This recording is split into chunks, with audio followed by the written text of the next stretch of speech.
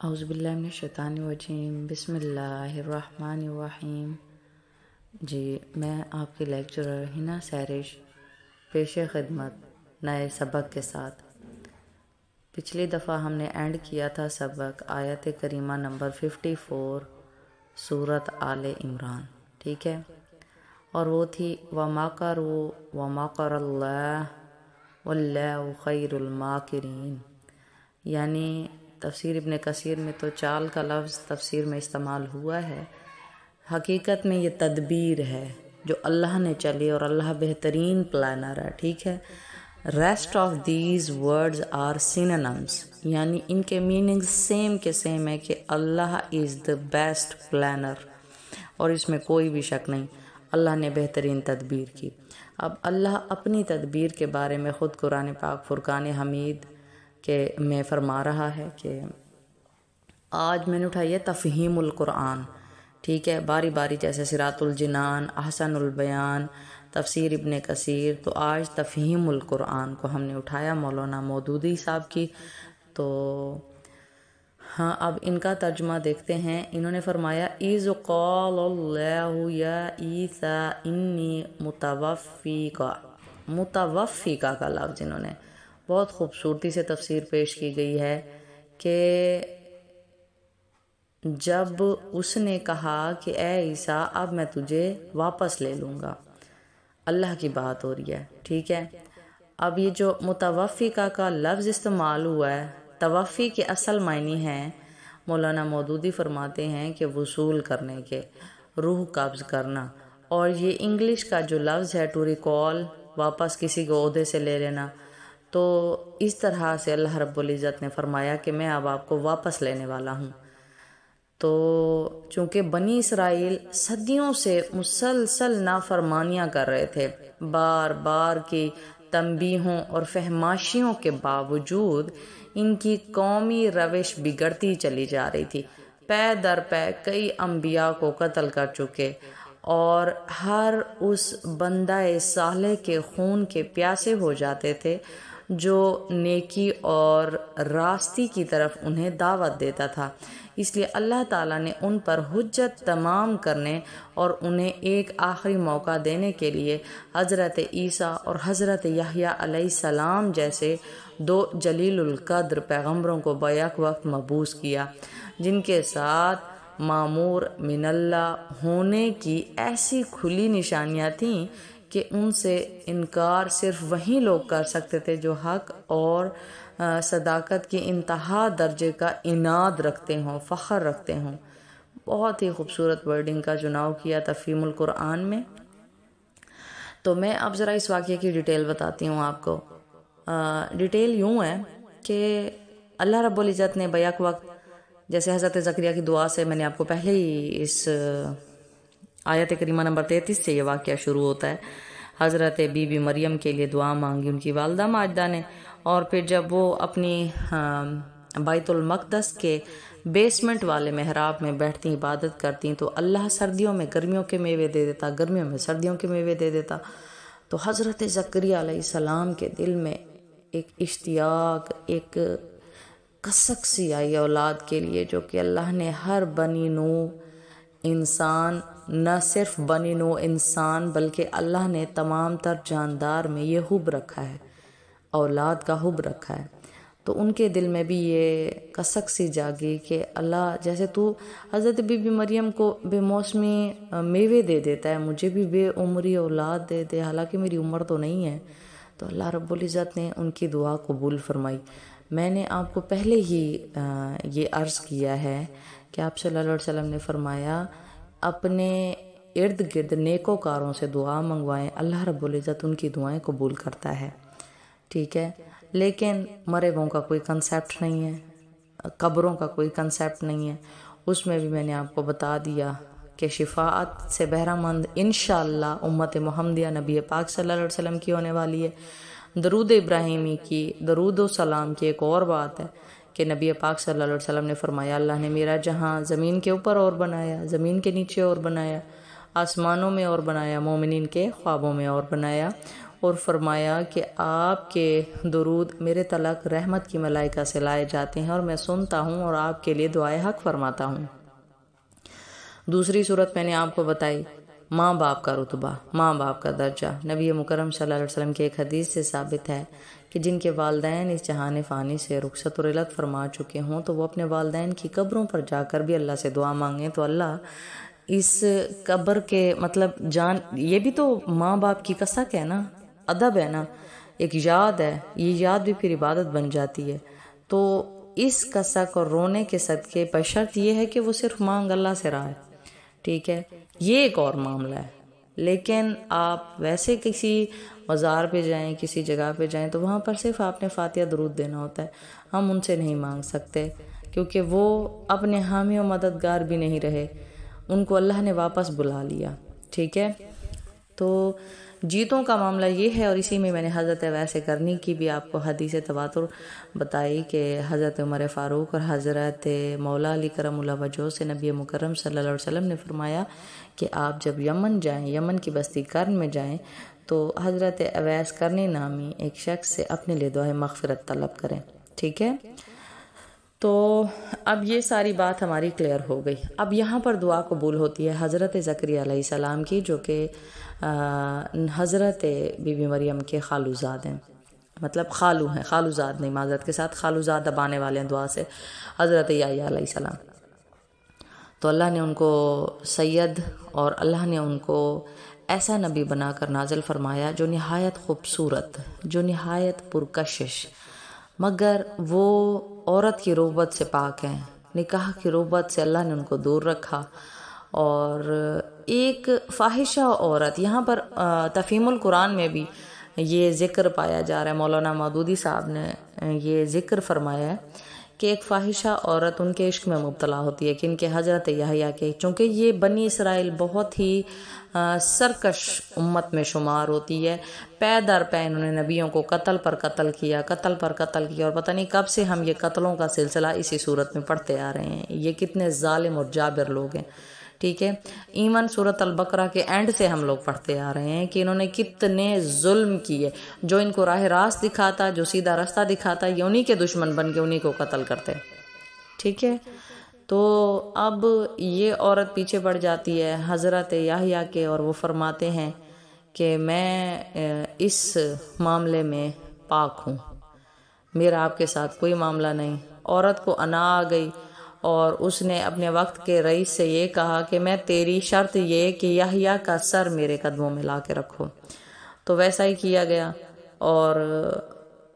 اب ظلم کی انتہا یہ کہ پھر یہی امت، یہی رئیس کی رعایا یہ بھی پھر بھاگنے کو نکل پڑتی ہے، پھر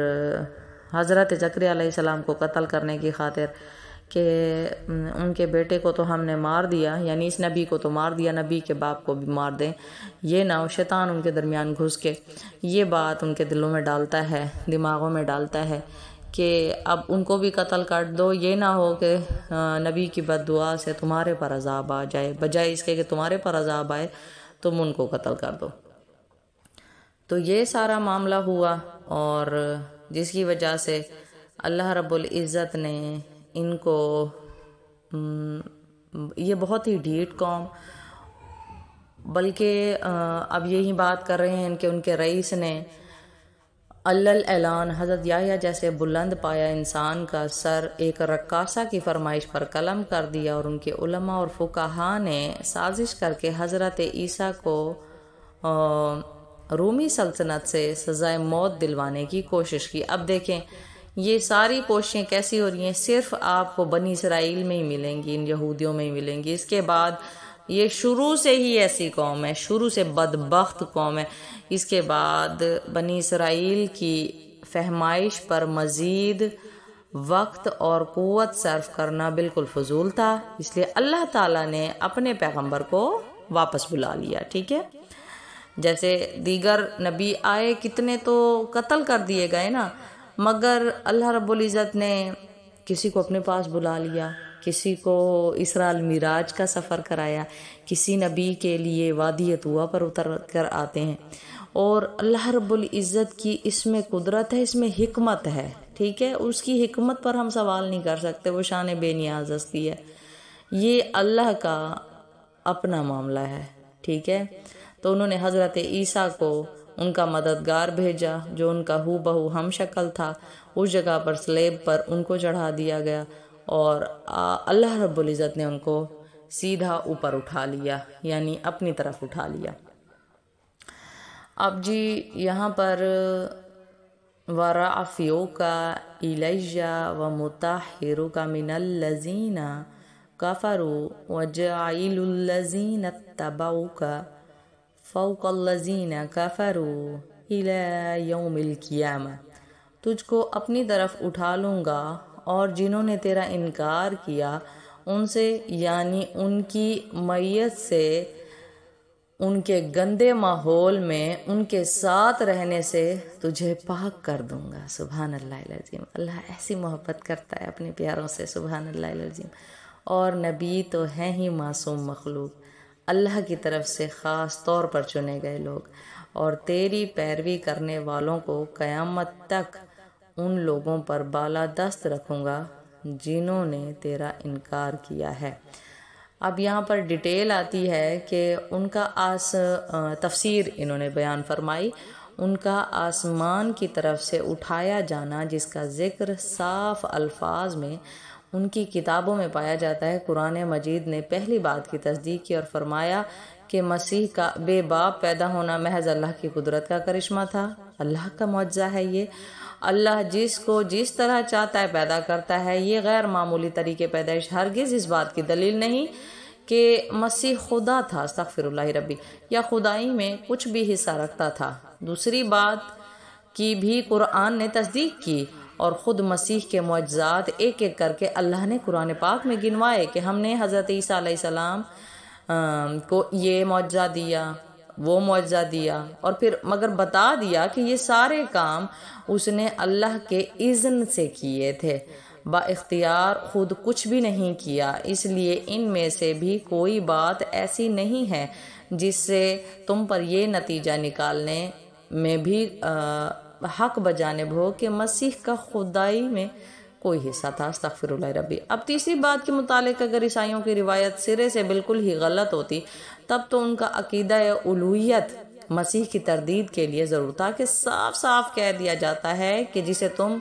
الہ اور ابن اللہ بنا رہے ہو وہ مر کر مٹی میں مل چکا ہے، مزید اطمینان چاہتے ہو تو فلاں مقام پر جا کر اس کی قبر دیکھ لو۔ لیکن ایسا کرنے کی بجائے قرآن صرف یہی نہیں کہ ان کی موت کی تصریح نہیں کرتا، اور صرف یہی نہیں کہ ایسے الفاظ استعمال کرتا ہے جو زندہ اٹھائے جانے کے مفہوم کا کم از کم احتمال تو رکھتے ہی ہیں، بلکہ عیسائیوں کو الٹا یہ بتا دیتا ہے کہ مسیح سرے سے صلیب پر چڑھائے ہی نہیں گئے، یہ اللہ کی حکمت ہے، یہ اللہ کی تدبیر ہے۔ تو rest of this is the plan of Allah subhanahu wa ta'ala who is the best planner in the rest of the universe۔ تو یعنی وہ جس نے آخری وقت میں ایلا ایلا لما شم کا نہ کہا، لما شم قوتا نہ کہا، معذرت کے ساتھ چھوٹے لفظ لکھے میں تھوڑی سی مجھے مسئلہ ہوتا ہے، اچھا، اور وہ جس کی سلیب پر چڑھی ہوئی حالت کی تصویر تم لیے پھرتے ہو وہ مسیح نہ تھا، مسیح کو تو اس نے پہلے ہی یعنی اللہ نے اٹھا لیا تھا۔ اچھا جی، انکار کرنے والوں سے مراد یہودی ہیں جن کو حضرت عیسیٰ علیہ السلام نے ایمان لانے کی دعوت دی اور انہوں نے رد کر دیا، ٹھیک ہے، یہ بات ہم لوگ ڈسکس کر چکے ہوئے ہیں۔ اب آتی ہے ہماری اگلی آیت کریمہ کی طرف آتے ہیں، اور آج انشاءاللہ العظیم ہم 59 تک کور کر جاتے ہیں۔ ثم الیہ مرجعکم فاحکم بینکم فیما کنتم فیہ تختلفون فاما الذین کفروا فاعذبهم عذابا شدیدا فی الدنیا والآخرہ وما لهم من الناصرین وَأَمَّا الَّذِينَ آمَنُوا وَآمِلُوا الصَّالِحَاتِ فَيُوَفِّيهِمْ أُجُورَهُمْ وَاللَّهُ لَا يُحِبُّ الظَّالِمِينَ ذَلِكَ نَتْلُوهُ عَلَيْكَ مِنَ الْآيَاتِ وَالذِّكْرِ الْحَكِيمِ والذکر الحکیم ان مثل عیسیٰ عند اللہ کمثل آدم خلقه من تراب ثم قال له کن فیکون۔ ترجمہ: پھر تم سب کو آخر کار میرے پاس لوٹ آنا ہے، اس وقت میں ان باتوں کا فیصلہ کر دوں گا جن میں تمہارے درمیان اختلاف ہوا ہے۔ جن لوگوں نے کفر و انکار کی روش اختیار کی ہے انہیں دنیا و آخرت دونوں میں سخت سزا دوں گا اور وہ کوئی مددگار نہ پائیں گے، اور جنہوں نے ایمان اور نیک عملی کا رویہ اختیار کیا ہے انہیں ان کے اجر پورے پورے دیے جائیں گے، اور خوب جان لیں کہ ظالموں سے اللہ ہرگز محبت نہیں کرتا۔ یہ آیت اور حکمت سے لبریز تذکرے ہیں جو ہم تمہیں سنا رہے ہیں۔ اللہ کے نزدیک عیسیٰ کی مثال آدم کی سی ہے کہ اللہ نے اسے مٹی سے پیدا کیا اور حکم دیا کہ ہو جا تو وہ ہو گیا۔ سبحان اللہ العظیم۔ یعنی اگر محض اجازی پیدائش ہی کسی خدا یا خدا کا بیٹا بنانے کے لیے کافی دلیل ہو تب تو پھر تمہیں آدم علیہ السلام کے متعلق بدرجہ اولا ایسا عقیدہ تجویز کرنا چاہیے تھا، کیونکہ مسیح تو صرف بے باپ ہی پیدا ہوئے تھے، مگر آدم علیہ السلام ماں اور باپ دونوں کے بغیر پیدا ہوئے ہیں۔ سبحان اللہ العظیم۔ دیکھیں اللہ ان کی غلط سوچ کا جواب خود قرآن پاک میں دے رہا ہے۔ ایک ایسا نبی جو بنا باپ کے پیدا ہوا اسے تم نے اللہ کا بیٹا بنا لیا، ملائکہ کو اللہ کی بیٹیاں بنا لی، ٹھیک ہے؟ تو اس سے بہتر اللہ کہتا ہے کہ اس پر تم نے اگر کھڑے ہونا تھا نا اس عقیدے پہ تو تم نے سب سے پہلے حضرت آدم علیہ السلام کے ساتھ کھڑے ہونا تھا، کیونکہ اللہ خود اس پر ان کے لیے استہزاء فرما رہا ہے کہ وہ تو بنا ماں باپ کے پیدا ہوا، جس کو میں نے اس نبی کو جو حضرت آدم علیہ السلام کو میں نے پیدا فرمایا تو بنا ماں باپ کے پیدا فرمایا۔ تو اگر اس چیز پہ سوچنا بھی تھا تو اس کے لیے سوچنا تھا نا تمہیں، مگر وہ بھی اللہ فرماتا ہے میرا پیدا کردہ نبی ہے، وہ بھی انسانوں میں سے ہے۔ تو اللہ رب العزت سے دعا ہمیں قرآن پاک فرقان حمید سمجھ کے پڑھنے کی، تلاوت کرنے کی توفیق عطا فرمائے،